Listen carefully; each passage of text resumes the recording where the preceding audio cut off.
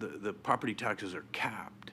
So is this all additions to the tax rolls that are being counted on, and the same for 2025? Sure. This is Andy Artuso with Zions Public Finance. I'll answer that. So the numbers that you're seeing on this slide represent the tax generated on the 55.34 cent the school district levies. That is capped. However, new construction comes on at full value. And so the growth that you're seeing is a result of new construction coming onto the rolls in those years. Existing properties are capped 3% residential and 8% commercial. So that 8% commercial cap is very high right now. So that's another reason why you're seeing the growth that you're seeing here. And these are actual, even though they say estimated, this is what Department of Taxation basically is sending out as far as bills go. So we feel comfortable that these are the revenues that will be generated in these 2 fiscal years. Thank you. So I will start going. Oh, I'm sorry. Any other questions? Yeah, any other questions from board members? Okay. Okay, great. So thank you. I'll be presenting reference material 2.05B, and this is the highlight of why you're here. This is the things that we need to prove before you can approve the issuance of bonds for the school district. So I'll go through this slowly, and please, any questions, please ask. So there's a brief introduction on the first page, but I'll start off on page 2. Certain requirements that were put in place when these bonds were approved back in 1998. They were then approved in 2008 and then further approved again in 2021. Those approvals require that this district, before it is allowed to issue bonds, maintains a reserve. That reserve is generated from the debt rate revenues that you saw Jason present, and also the room tax and real property transfer tax revenues. The reserve requirement is a lesser of test. It's the lesser of 10% of outstanding and proposed debts par, so the par amount of bonds issued, or 25% of next year's debt service, so whatever's lower. That number right now is about $112 million. However, the district has consciously grown these reserves over time in order to maintain its bond rating, because on the operating side of the district, the state sort of sets what they're allowed to have as far as reserves, and they don't have much control over that. And so in order to keep their bond rating, they've built up these reserves, and their goal is to have 75% of next year's debt service, not 25. In addition, these reserves that you're seeing here right now, it's about almost $1.1 billion in reserves. Sounds like a tremendous amount of money. However, the district has earmarked part of that for spending because there are certain projects that don't make sense to bond for. They have short useful lives. There's smaller projects, for example, security improvements to schools, turf replacement, lighting projects. So just in this fiscal year alone, the district anticipates spending about $328 million of this reserve. But they also, like I said, want to maintain that 75% of next year's debt service in reserve as well.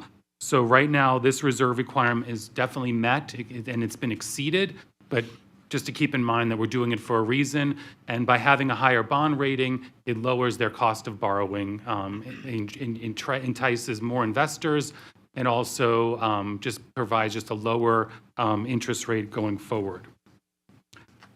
On slide 3, you can see on this page all of the outstanding bonds of the district. Now, what happens is that the district issues 20-year bonds. As those bonds just continually pay off, they fill it in with new bonds, and we'll show that on another slide.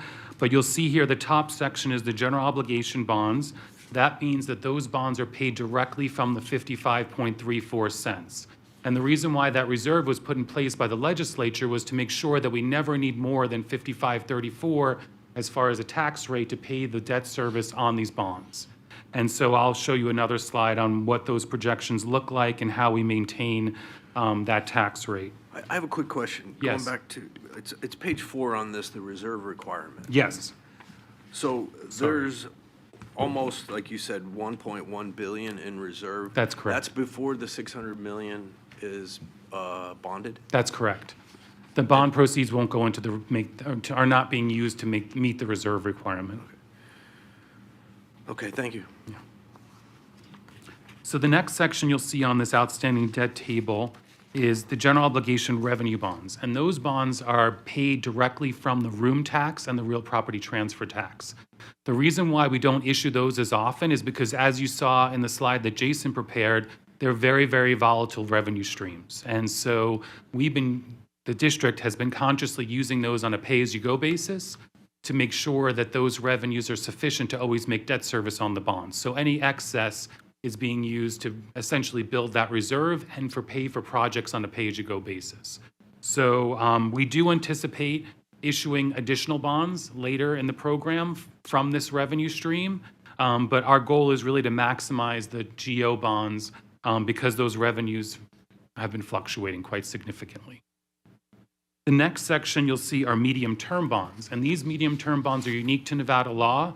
The unique part of these bonds is that they can only go out for a maximum term of 10 years. And so the district uses this type of issuance to fund projects like buses, vehicles, technology improvements. All of those things have a short useful life, and so we use this medium-term bond to pay for those projects. And so you'll see here, and those bonds are also paid from the room tax and the real property transfer tax. However, bondholders are not directly pledged those revenues. It's basically all available funds of the district, but the district has identified that as a repayment source. So when we get this table actually includes the $600 million that we're going to be asking for approval for today. So all of that combined as of June 1st, there's about, including the $600 million, $3.9 billion of debt outstanding right now. So the next thing that we have to prove, we met the reserve requirement. The second thing is the statutory debt limit. And now all local governments, before they issue general obligation bonds, are required to make sure that they never exceed the statutory debt limit. In the case of the district, it is 15% of their assessed valuation. You'll see that that debt limit based on the current assessed valuation is about $20.6 billion. The district never plans on issuing that much, nor could it afford to issue that much. You'll see that there's about $3.3 billion outstanding, plus the $600 million gives a total existing and proposed about $3.9 billion, like we showed on the prior page, which gives about almost $16.7 billion underneath that statutory limit. So we're definitely meeting that requirement. And then we highlight here on page 7 of 14, you'll see right now, as of March 31st, which is the most recent information we had at the time of preparing this packet, this is the available resources that the district has had so far for the 2015 program. So we're looking at $3.1 billion. They've spent almost $2.7 billion, and then we just sold bonds that closed in April of about $400 million. So you'll see those resources on hand, about $457 million. Just keep in mind the district has been spending about, I'd say, between $30 and $50 million a month on projects. As all of you know, things are costing more than they used to. The inflation has caused that as a result. Also, limited construction teams. There was a slowdown during COVID because of getting projects done. And so the district has really ramped up their construction program, and things are costing more. So typically we've come on an annual basis and asking for $400 million, but because of the ramping up of the program, we're asking for $600 million at this time, and that's going to get through about 1 year worth of construction costs. I have a question on this page. Yes. So the resources on hand, $457 million, but then you go back to page 4 where there's reserves of $1.061 billion. Right. What's that difference? The difference is the reserves are held in separate accounts. So it's in the capital projects fund, and their debt service fund is where they hold those reserves. This is the construction fund. So these monies are bond proceeds that are deposited in order to fund the construction program. And so they're just separate pots of money that we keep. Yes, they could use the reserves to pay for construction. That is possible. And like we talked about, they are consciously using those reserves for the playgrounds, the turf replacement. But for the big capital projects like a replacement school or a big high school, they are using the bond proceeds, and that's what this page reflects. I see. One other question on this page. So since inception, the net premium on bonds is 351 million. Right. Explain that to me. So what happens is that when you sell a bond, there is a coupon rate and a yield rate.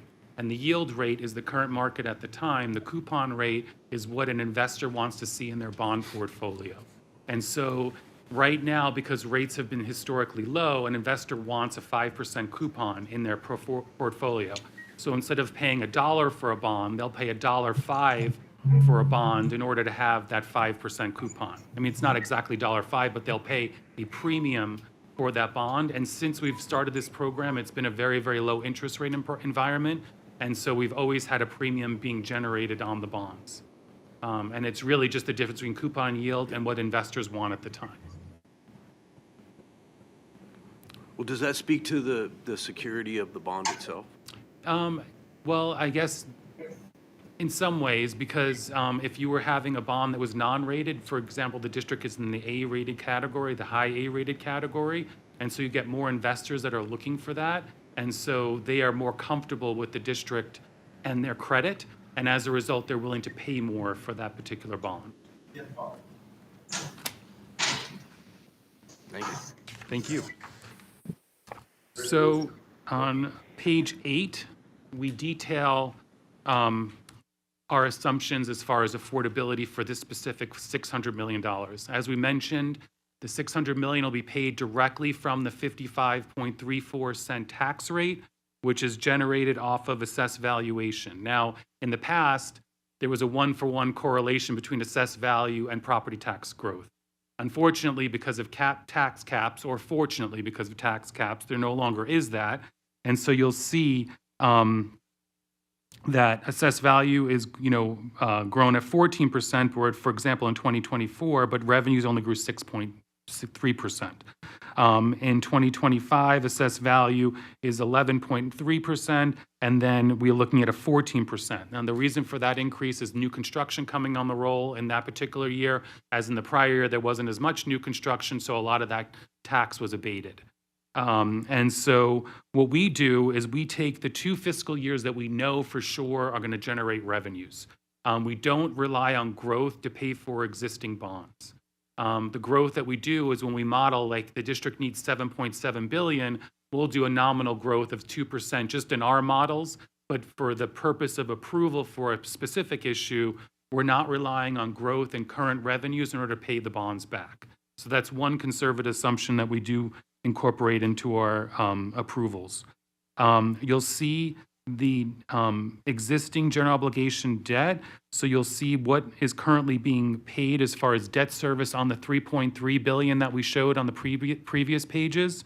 And like you can see that debt service declines over time. And as that declines, we're filling it in with new bonds because there's a tremendous need.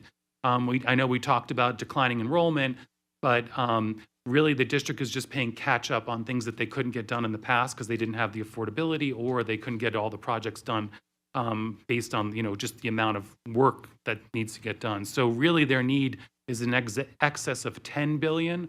We really can only afford, based on those small growth assumptions, about $7.7 billion, which is what the district has in their current CIP. But the need is definitely more. So that's another reason why we don't rely on growth, because we know that in the future there's going to be this consistent need, and we don't want to impair the ability for them to issue bonds in the future for that potential need. And so you'll see the projected debt service on the $600 million in the next column. That basically is about $49 million a year. And then the next column combines the existing and the proposed debt service. And you'll see on the far right, as long as that number is over 1, and you'll see that we've exceeded that with no growth, and also the $600 million, I'm sorry, we're assuming a 5% interest rate. If they were to issue those bonds today, it would be closer to 4%, so there is another cushion in there as well. The way we've bifurcated this issue is that we don't issue bonds unless they absolutely need to issue, because we don't want to pay interest on bonds that we aren't going to spend quickly.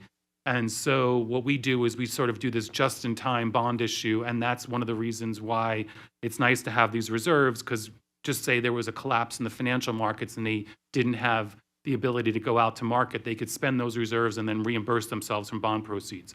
We've never had to do that, but we always try to make sure that we don't issue unless they need it.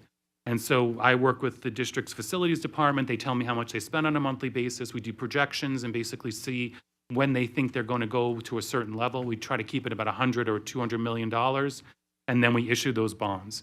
So this $600 million is bifurcated in $400 million in November of this year, and then $200 million in June of next year. So that's what you're seeing as far as the debt service here goes. So like I said, the 1 times coverage is the far right column. We've exceeded that. Even with the conservative assumptions, no growth, the interest rate. And so overall, it's definitely affordable. And we'll be coming back. For example, if we need additional monies, we'd come back to this panel in order to ask for future affordability and bond proceeds. Andy, it's the mayor here. Could you just say something about the priorities, GO bond payoff? What takes priorities, knowing that COVID and closing the strip had such an impact on us? We maybe weren't ready or getting near to using our reserves to pay off on Allegiant and those bonds. What takes priority, state and county-wise, for bond payment in a crisis situation? It's a great question, Mayor. Thank you. Andy Artusa. So for the district's case, which is unique to what we were talking about for Allegiant Stadium, that was backed by a room tax, but the county did put reserves in place for that. And that's one of the reasons why we don't leverage as often on our room tax, because we know about that volatility. But as far as the tax rate goes, the district has several things in place to protect the property owners to make sure that we don't increase over the 5534. One is abatement. So if revenues go down on the property tax bill, abated revenues come back on the roll. And one of the things we saw during the Great Recession was significant decline in property values, which caused assessed value to go down very significantly. But the district did not get hit on a revenue side because abatement came back on the rolls, and those property tax bills still grew because of the banked abatement that happened when there were higher assessed valuations. So that's one of the things that has a benefit that we know works. It's proven to have worked.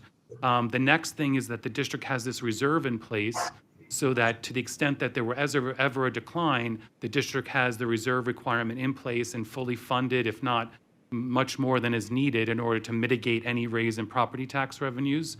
And then after that, the district could actually stop the program. I mean, that would impact students, it would impact facilities, but because we're doing just-in-time bonds and we're only borrowing when we need it, we have the ability to stop and not have future debt service be added on.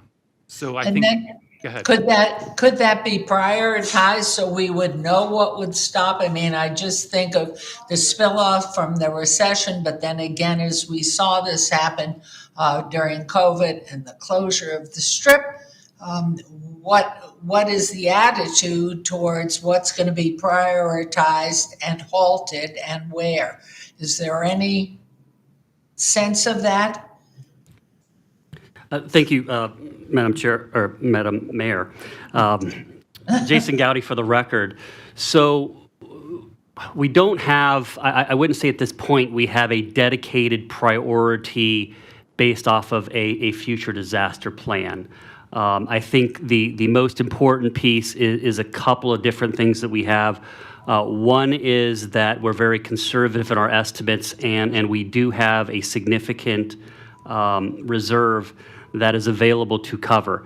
Even during the Great Recession that Mr. Artusa brought up, the district, I wasn't here, but the district, I think, dipped into reserves slightly, but very minimally. So that would be our first priority as you talk about what we want to do. The last thing we want to do is halt construction. So I think that would be the last resort because we know we have a great need, and every piece of construction that doesn't get done impacts the community as well as the students. So those would be, I guess, the far ends of what we'd want to do so far as using reserves up front, and then additionally minimizing the slowdown in construction at the other end. I hope that answers your question. Yeah, I just like to be, income low and expense high and be prepared, because I just realized and do remember, had there been a third call on those bonds on Allegiant, we were really out to lunch. So I'd rather be prepared, be cautious, but meet the needs to the best that we can. And knowing that before, I think it was 96, room tax wasn't even available in the pie for the Las Vegas Convention Visitors Authority, which of course divides up into the county and the city and others for income. And so I just, I'm looking at all of this and I'm thinking of the inflation and what we're dealing with, costs that we're seeing in the cities, as far as equipment and supplies, everything just exploding right now. And how do you handle that? And what will the schools, what are their priorities for the facilities, replacement, repair, and new building? So it was just something that keeps sitting in my brain, waiting to look at something that plans for a challenging time again. So thank you. Thank you. Any other questions? Well, thank you all for your time today. Appreciate it. All right. Thank you. Moving on to agenda item number 2.06, funding stability for school construction support. Turn the time over to Jason Gowdy. Thank you. Jason Gowdy for the record. So I'm not going to go through and read this to you for a lot of different reasons. But what this does is this is a construction report that is required by to be provided to the LCB and legislature each year prior to a new legislative session. And the overall goal of this is to update the public and update the legislature on our current construction, future construction needs, challenges, et cetera. And so some of the major components of this is that there is a massive, significant capital need that the district has and will continue to have. The bonding capacity we talked about, $7.7 billion-ish dollars. Our capital needs, as Mr. Artuso pointed out, are well north of $10 to $12 billion. And as many of you that are in different jurisdictions, you have similar problems. And so that's the overall piece, is that we will have a need for capital programs and bonding capacity indefinitely. And so we try and make sure that we show that piece, that we're going to continue to come back, we're continue to be responsible with these dollars, report out, et cetera. The other piece that's in here that falls slightly out of the purview of this group, because you're really just concerned about the affordability bonds, but we talk about in this report maintenance costs. It's an operational cost. It's not funded through bonds. We've got to fund it through our general fund, and in our general fund is significantly more restricted than our capital program. And so we point out in here a couple of things. One is we think that by any normal industry standard, we need about $100 million more a year in operational maintenance funding. We don't think we're going to get that, but we like to put this in and continue to work with the legislature on trying to prioritize these pieces. As you're all aware, lacking in deferred maintenance costs and preventative maintenance costs don't help your capital plan long term. And so we're well aware of that, and we're trying to bring that to the forefront.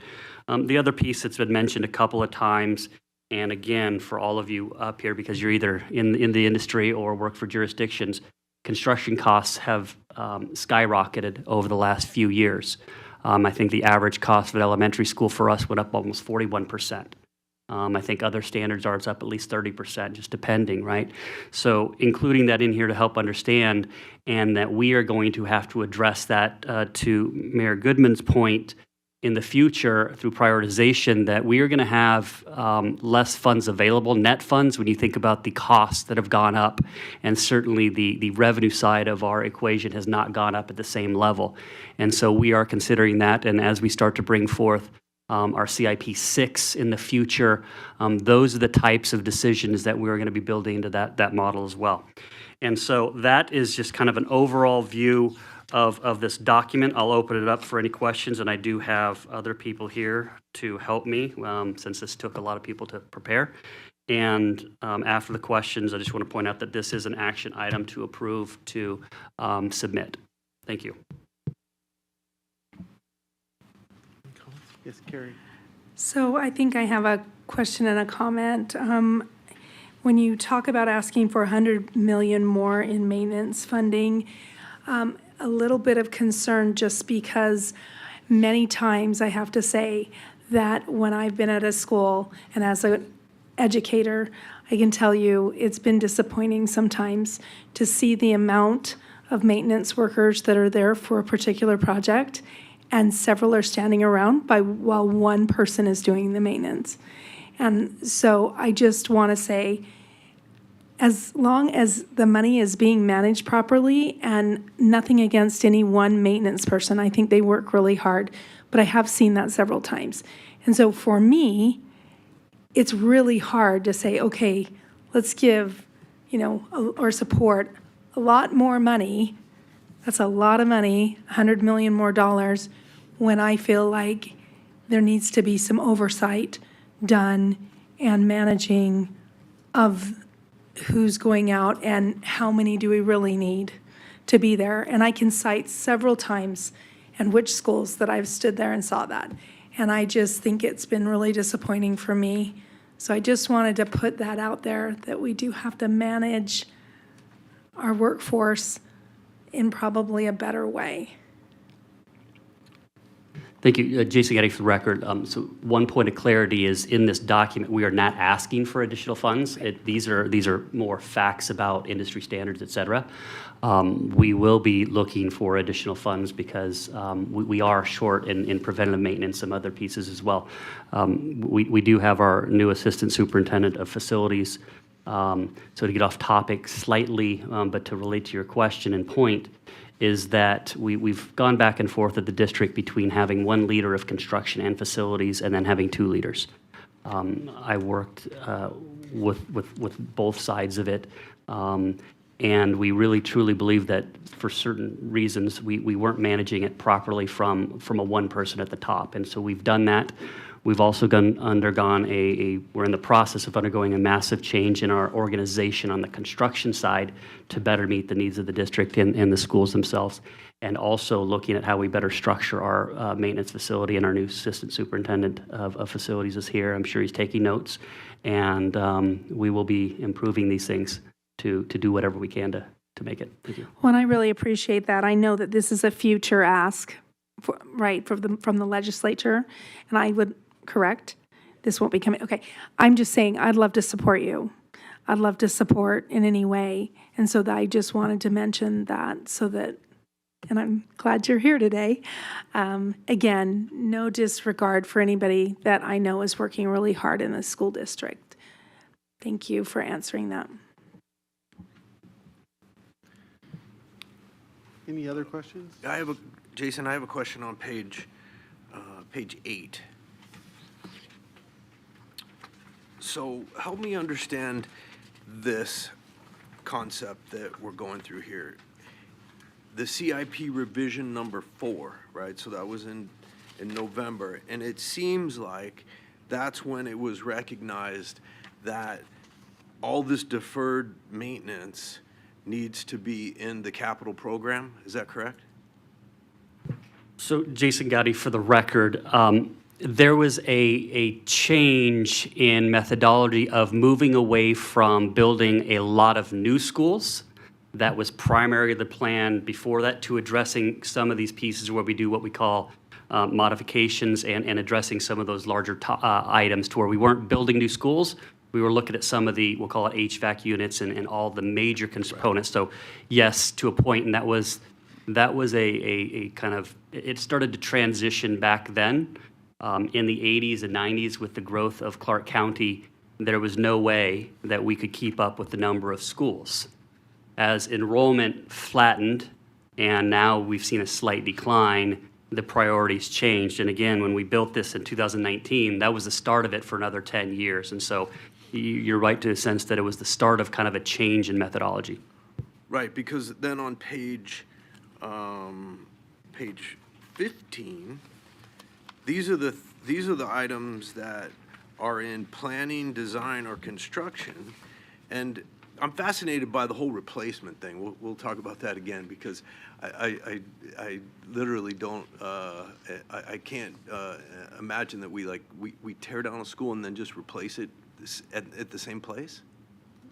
I haven't seen that done. So Jason got it for the record. Yeah, I mean, we do another, we're limited in land, right? And we've zoned, and we have demographics that shows where people are coming from, where students are going. So all those pieces are in consideration of it.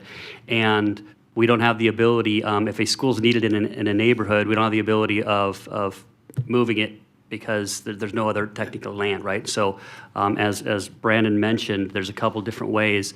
Elementary schools typically have very, very large footprints for field space, and so those can be used. High schools have very, very large footprints because that's what they are, but there's different ways of doing it, and as we mentioned, when we have a school that is closed or is no longer needed, we typically keep those open based off of what we call swing schools and utilize those to send students to schools temporarily while we rebuild on site. So there's a couple different ways, but yes. Yeah, and that's where I was going to point out. So from 4.5 years ago, when that revision occurred, it's just now where in the school year coming up, 24-25, where there's comprehensive modernization at existing schools. So will that continue with the money that's being bonded now, where the modernization is in the existing schools occurs, because it's like deferred maintenance, rather than having that operating expense and getting behind? Is the money going to be spent more on the deferred maintenance in a capital sense than in an operating sense? So thank you, Jason Gotti, for the record. So I think as a percentage of total spend, we are going to continue to spend less on new schools. As we noted, the population and enrollment is anticipated to drop. And so that goes over time. Our demographics team is very good. When you look at their predicted enrollment numbers for the district in totality, they're usually under 1% off, and they're very close. And so they do monitor that. They monitor by location. And so we continue to evaluate costs and need and future need to determine whether we build a new school, whether we replace a school, or whether we go through the comprehensive modernization process. And the comprehensive modernization is actually even newer as a total concept than what happened back in 16, 19, et cetera. We started moving through this process to where instead of doing HVAC units at 10 schools, if we're going to be out at a property, we truly try and address all of the deferred maintenance or all the major components at one school rather than doing an HVAC unit at 10 schools. And so that's another change in how we've developed our construction process over the last few years, and we will continue to evaluate it. If that ends up being not the best route in 5 years, we'll keep that in mind. But right now, there's a number of comprehensive modernizations and replacements with fewer new schools. I got a question on clarification on the replacement of schools. Some of them replace schools that also have portables on the property. So you're actually getting students out of the portables and into a school. You build a school big enough to take care of the population in that area. So is that what happens in some of them? Correct. It certainly could. We've got, I don't know how many portables, but we have a lot, right? We have a lot of portables based off need in certain areas, especially. And so yes, so a lot of what happens when you replace or build new schools and things like that, you got to address the new capacity, and that does allow them to get out of these portables into permanent buildings as well. Thank you.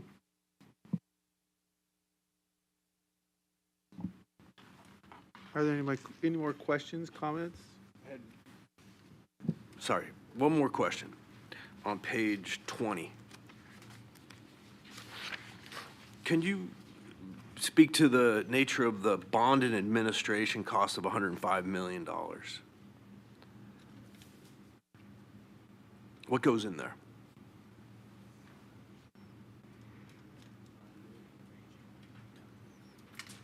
I'm going to have to phone in a friend for more detail.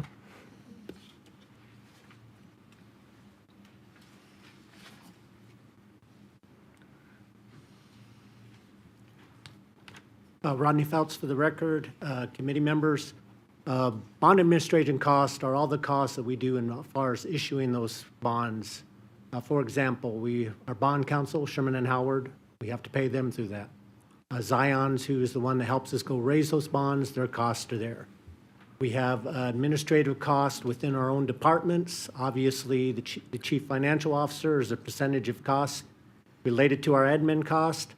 Various departments like construction management, my department, which is facilities bond fund financial management, where we handle all the accounting costs represented for those various projects. So you have varied, excuse me, you'll see a varied amount of different types of costs that hit there. Obviously, the largest ones is physically going out and issuing those bonds and what we have to pay to get the money. So we have costs incurred again.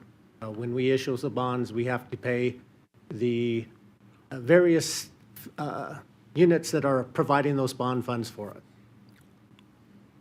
Okay, thank you.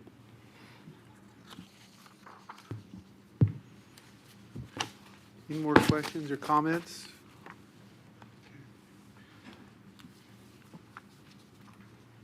With that, thank you. Can I get a motion to approve the funding and stability report? Motion. Can I get someone to second that? Second. All those in favor, say aye. Aye. Is there anyone opposed? Say nay. Thank you. All right, moving on to agenda item 3.06, Clark County School District Oversight Panel Resolution. Turn the time over to Mr. Gowdy. Thank you, Mr. Chair. I believe this does go back to you for essentially seeking a motion and then approval. This is our resolution that would essentially provide us the approval to move forward. Okay, with that, before we vote on that, any questions?